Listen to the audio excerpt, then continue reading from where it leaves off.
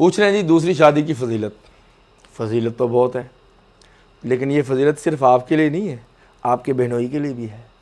یہ ذہن میں رکھیں۔ پیغمبر علیہ السلام نے فرمایا لا یؤمن احدکم حتی یحب لاخیہ ما یحب لنفسہ، تم میں سے کوئی بندہ اتنی دیر تک اس طرح کا مومن نہیں ہو سکتا جو اللہ رسول کو پسند ہے، چھوٹا موٹا ہمارے جیسا تو بن ہی جائے گا،